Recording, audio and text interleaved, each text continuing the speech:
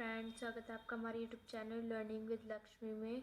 और मेरा नाम है लक्ष्मी प्रजापति। मैं हूँ आपकी एजुकेटर क्लास 11th की। तो आज हम अपना 4th चैप्टर करने वाले हैं। ठीक है, तो चलिए चलते हैं। So also like and subscribe our channel. तो चलिए, अब आ जाता है इसमें हमारा जो आज का जो हमारा टॉपिक एंड जो चैप्टर है वो है हमारा आंकड़ों का प्रस्तुतिकरण। ये हमारा चैप्टर 5 है क्लास 11th का।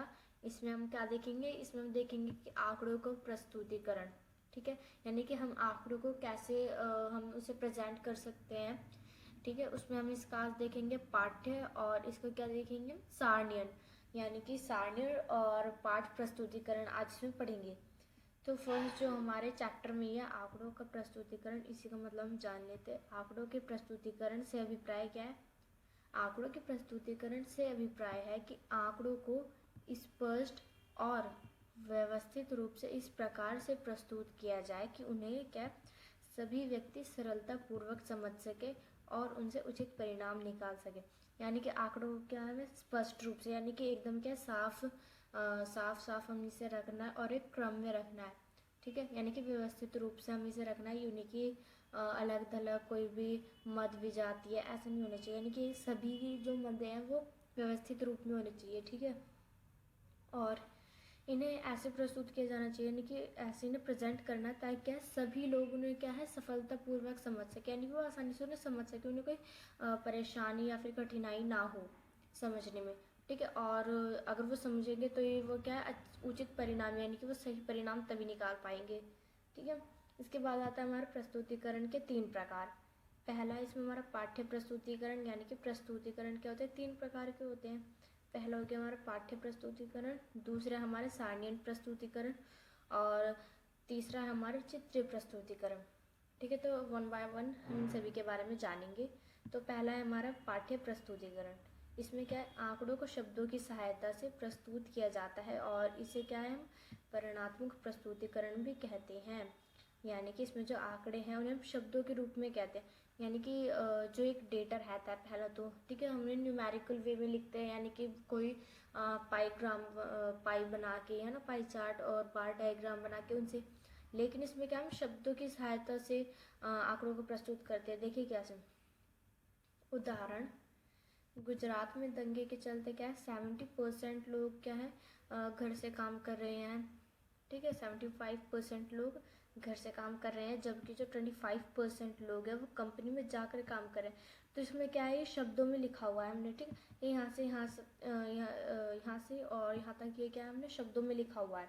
ठीक है, तो आपको समझ में आ रहा है ना कि इसमें जो है शब्दों की बहुलता होती है, यानी कि शब्द क्या होता है बहुत ज़्यादा होते हैं, शब्दों की सहायता से इन्हें लिखा जाता है।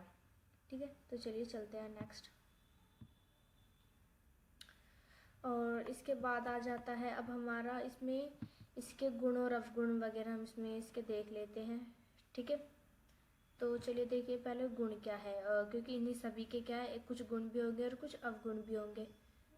ठीक है, तो पहला क्या है इसका गुण कि उसके क्या है, इनके क्या सीमित सांख्यिकी सूचना के लिए ये उपयुक्त है। सीमित सांख्यिकी सूचना के लिए ये उपयुक्त है, यानी कि जो सांख्यिकी सूचना है वो क्या सीमित होनी चाहिए। अगर बहुत ज़्यादा सांख्यिकी सूचना होगी तो ये उपयुक्त नहीं होगी। ठीक है, अगर बहुत ज़्यादा सूचना है तो ये उपयुक्त क्या नहीं होगी, यानी कि थोड़ी सी अगर हमारे पास कोई डिटेल्स तो इसके लिए इनफ है ये। ठीक है, और ये क्या होती है समझने में सरल है। और तीसरा क्या है, खास बिंदुओं को क्या है प्रभावशाली ढंग से प्रस्तुत करना, यानी कि कुछ हमारे जो मेन पॉइंट्स रहते हैं उन्हें हम क्या है प्रभावशाली ढंग से उन्हें प्रस्तुत कर सकते हैं।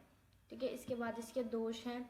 दोष क्या क्या भाई, आंकड़ों को समझने के लिए क्या है पूरा पाठ ध्यानपूर्वक पढ़ना, यानी कि अगर हमें उसे समझना आंकड़ों को तो हमें क्या पूरे यानी कि ध्यानपूर्वक उसे पढ़ना होगा अच्छी तरीके से, वरना हम क्या है उन आंकड़ों को समझ ही नहीं पाएंगे। ठीक है, और आंकड़ों में क्या तुलना करने में कठिनाई होती है, क्योंकि भाई शब्दों के रूप में रहती है। अगर कोई हम इसे पाई चार्ट और बाई डायग्राम की सहायता से हम क्या है उनमें तुलना कर सकते हैं, लेकिन इसमें क्या हम नहीं कर सकते तुलना। ठीक है, और इसमें क्या है विशाल क्षेत्र के लिए अनुपयुक्त होती है ये। ठीक है, अब आता है हमारा सेकंड पॉइंट, क्या आता है, सारणीय प्रस्तुतिकरण। अभी हमने क्या पढ़ा, पाठ्य प्रस्तुतिकरण, और अब पढ़ेंगे हम सारणीय प्रस्तुतिकरण। ठीक है, ये क्या है, स्तंभों और पंक्तियों में क्या है, आंकड़ों का एक व्यवस्थित संगठन है। यानी कि स्तंभ, ये होगा हमारे स्तंभ, और क्या है पंक्तियों में, ठीक है, पंक्ति में क्या है, आंकड़ों का एक व्यवस्थित संगठन है। ठीक है, अभी देखिए, अब आपको इसमें पैनिक नहीं होना, आपको ये सारे जो पॉइंट्स है ये समझने हैं। ठीक है, आप समझ ले, एक बार वीडियो देखिए, 2 बार वीडियो देखिए, आपको ज़रूर समझ पाएगा। और मैं बिल्कुल कोशिश करती हूँ कि मैं आपको इजी वे में एकदम बता सकूँ। ठीक है, तो चलिए नेक्स्ट स्लाइड पर चलते हैं। अब आता है हमारा सारणीय प्रस्तुतिकरण के गुण।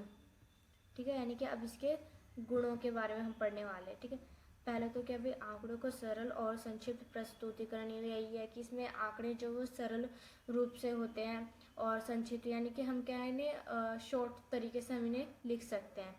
और तुलना में क्या है, सहायक होते हैं ये, यानी कि हम इसमें क्या है, इसमें हम तुलना कर सकते हैं। ठीक है, और उसके बाद क्या है, सरल विश्लेषण, यानी कि इसमें क्या है, हम आसानी से विश्लेषण कर सकते हैं और उसमें समय और कागज़ की बचत होती है। ठीक है, यानी कि टाइम भी बचता है और जो हमारे कागज़ है वो ही बचता है।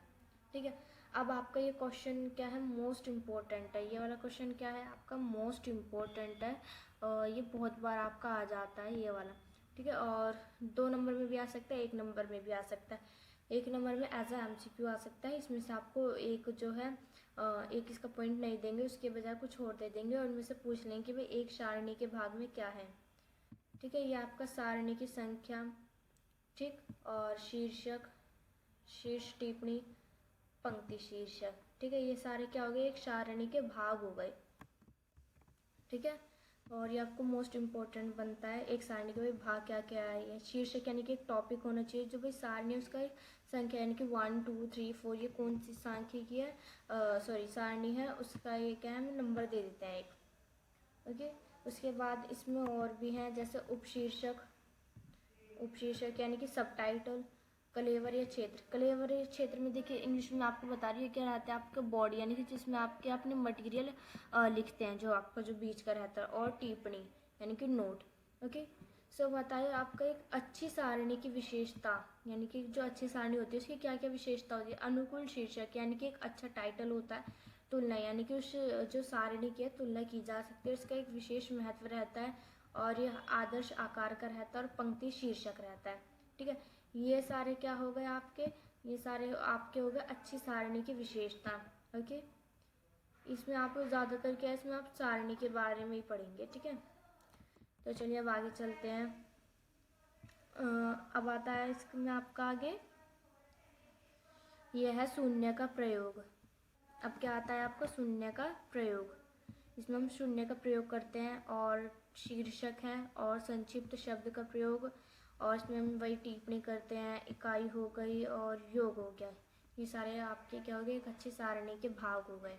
ठीक है, अब हम देखते हैं सारणियों के प्रकार कितने प्रकार के हैं, यानी कि सारणी कितने प्रकार की है। सारणी क्या है, 3 प्रकार के, उद्देश्य अनुसार, मौलिकता के अनुसार, और क्या है, बनावट के अनुसार।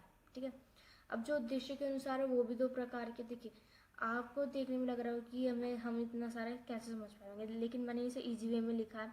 ठीक है, तो आप समझने की कोशिश कीजिए प्लीज़। देखिए, उद्देश्य के अनुसार भी अब हमारी सिंपली क्या है, ये 2 है, समान उद्देश्य वाली, अब विशेष उद्देश्य वाली।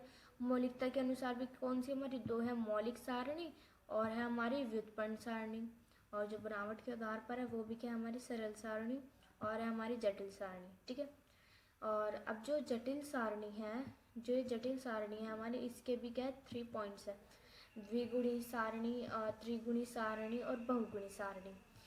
ठीक है, यानी कि इसमें क्या हर किसी के पॉइंट है, तो ये आपको याद रखने हैं कि इसमें से क्या है, एक पर्टिकुलर क्या है, एक आ जाता है, जैसे कि त्रिगुणी सारणी बताओ, या फिर सामान्य उद्देश्य वाली सारणी बताओ, ऐसे करके क्या है आपके ये क्वेश्चन बन जाते हैं इसमें। ओके, तो चलिए चलते हैं नेक्स्ट स्लाइड पर।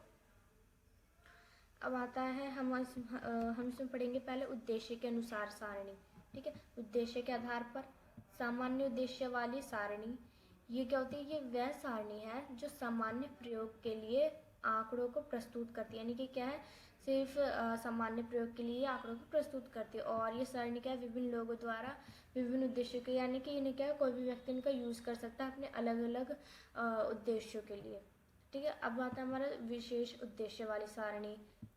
यह सारणी विशेष उद्देश्य की पूर्ति के लिए बनाई जाती है, यानी कि जो सारणी है विशेष उद्देश्य के लिए बनाई जाती है, और ये सारणी जो अधिकतर छोटी होती है। ठीक,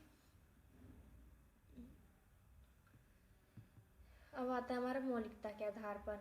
जो मौलिक या फिर प्राथमिक सारणी है वो कौन सी है, यह वह सारणी है जिसमें जो आंकड़े हैं उसी मौलिक रूप में प्रस्तुत किए जाते हैं जिस रूप में वे इकट्ठे किए जाते हैं। यानी कि जहाँ से भी मान लीजिए हमने एक मोहल्ले में से जो सूचनाएं हैं, जो ठीक है आंकड़े हैं, वो हमने एकत्रित किए, और तो इस सारणी में वैसे लिखेंगे जो बिल्कुल हमने इकट्ठे किए थे, जैसे उन्होंने आंसर्स बोले, क्वेश्चंस बोले, जिस रूप में बोले वही हम इसमें लिखेंगे। ठीक है, और अगली आती है हमारी व्युत्पन्न सारणी। यह वह सारणी है जिसमें आंकड़े क्या है उसी रूप में प्रस्तुत नहीं किए जाते हैं। ठीक है, प्रस्तुत नहीं किए जाते उसी रूप में जिस रूप में वे एकत्रित हुए थे, बल्कि वे अनुपात, प्रतिशत आदि के रूप में प्रस्तुत किए जाते हैं। ठीक है, तो ये क्या हो गया, अभी हमारे इसके 3 पॉइंट्स हो गए कि भाई मौलिकता के आधार पर कौन कौन सी है, और ये व्युत्पन्न सारणी वगैरह।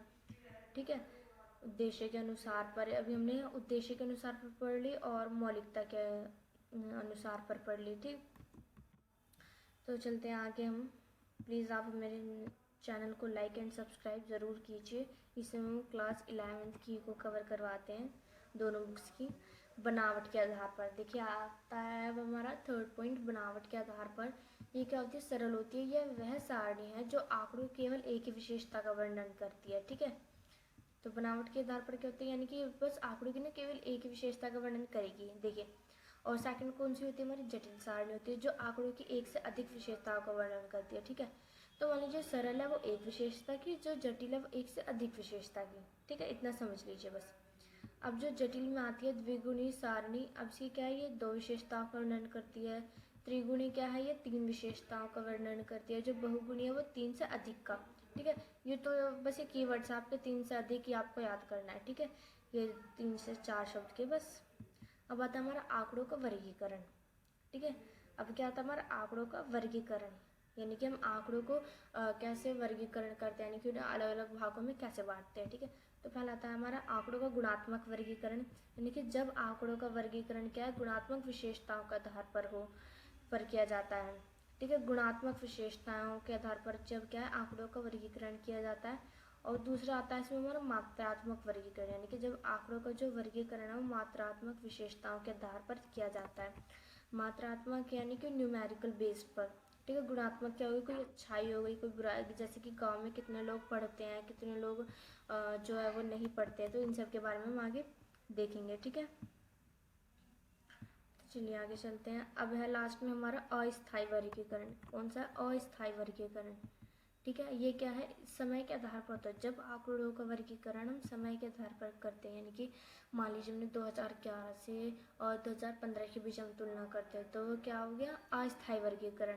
अब हमारा स्थानिक वर्गीकरण, जब आंकड़ों का जो वर्गीकरण है वो हम स्थान के आधार पर करते हैं। मान लीजिए वो जो पंजाब में जो कारखानों की संख्या वो 5000 है, जबकि जो हरियाणा में है वो 8000 है, ऐसे करके होता है। तो ये क्या होता है, वर्गीकरण होता है हमारा। ठीक है, स्थान के आधार पर। तो चलिए ये चैप्टर जो हमारा ख़त्म होता है। आई होप आपको ये समझ में आया होगा।